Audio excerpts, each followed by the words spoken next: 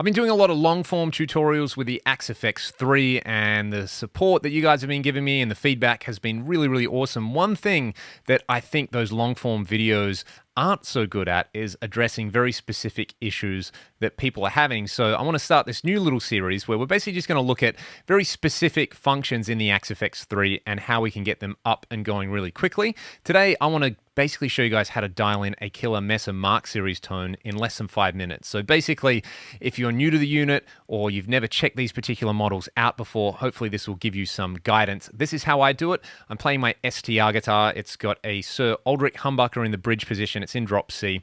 And what we've got going on, I've loaded up the USA 2C++ model. This is my favorite sounding one in there, and I think the one that gets you the closest to that sort of holy grail Mark Series tone. For the cab, there's another hugely important part of it. I'm using these factory cabs based around a Mesa Recto cab by Justin York Audio, 57 MC and 121, so a classic 57 121 blend. Before we do anything with a Mark Series amp, the bass, middle, and treble are before the gain control, so they're going to shape the character of the gain, and then we're going to shape the overall tone with the output EQ. So basically, start here. Let's turn the bass down below 2. We'll turn the middle down below 3, and we'll turn the treble up to about 7. We're going to go for quite a bit of drive here, so what we're going to do is turn the overdrive control all the way up, and I'm going to turn the master volume down a little bit, say about 3.5 or something like that. That will help keep things nice and tight. Not too specific with anything. So far, this is what it sounds like.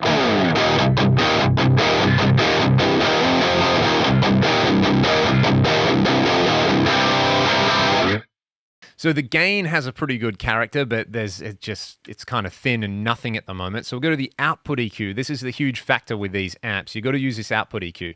Try these settings and see how they go on your system. I normally start with the 80 Hertz guy at about 6. Let's leave 240 alone. We'll go to -6. With the 750 control, we'll go to 3.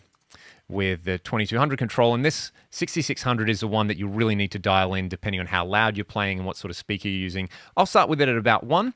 John Petrucci calls this like the mastering EQ control in his Mark Series amp, so if this is way too bright for you, turn it down. If it's not bright enough, turn it up. But with the output EQ settings and with these EQ settings, this is your classic Mark Series chugga-chugga kind of sound.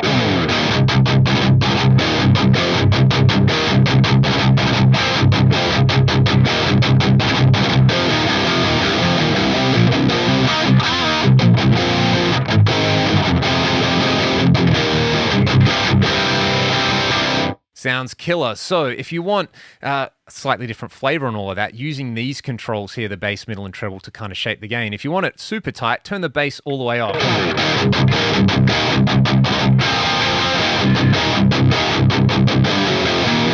If you want it a little bit more kind of liquidy for lead stuff, turn it up and turn the treble down a little bit.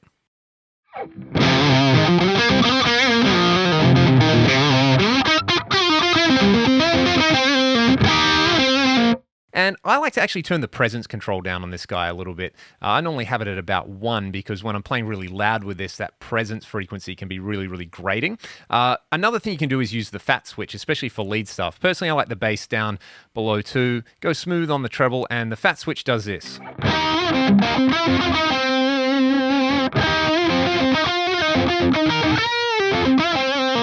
So if we want more gain from the amp, we can do this in 2 ways. We can use the input drive, but turning it up is going to make everything a bit darker sounding. It does this.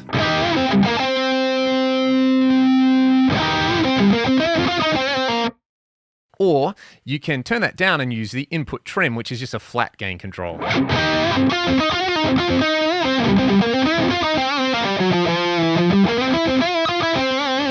Personally, I like the input trim at the stock settings, and I like to turn the input drive up a little bit because I do like that super smooth lead tone that's going on. Let's add some stereo tape delay to all of that, and then we've got a pretty amazing lead sound that we've put together in like less than 5 minutes.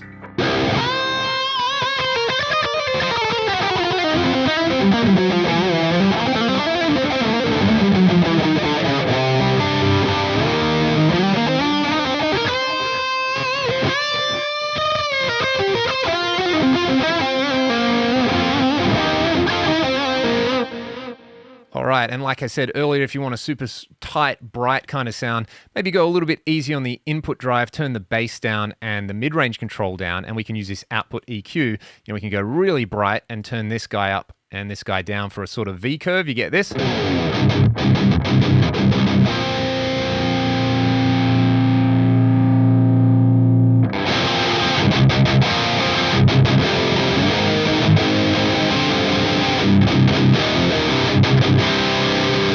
If you want more of that kind of like woody Mark series thing, turn the 80 hertz down and the 240 hertz up.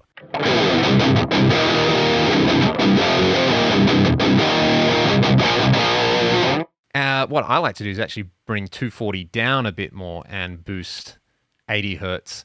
6600 around 1, like I said, 2200 somewhere around 3. Depends on how loud you're playing. This might be super bright with your setup, like I said before.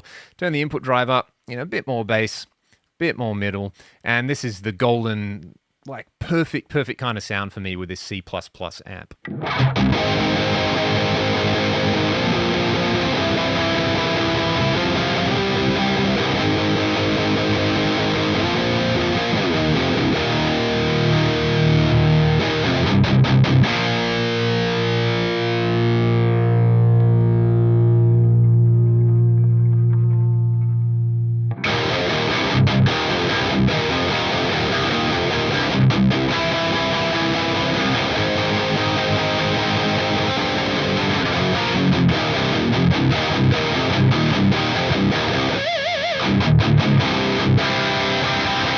There you go. Hopefully that helps you guys tame the Mark series amps in the Axe FX3. I hope you enjoyed this video, and I will try to do more in this kind of similar vein.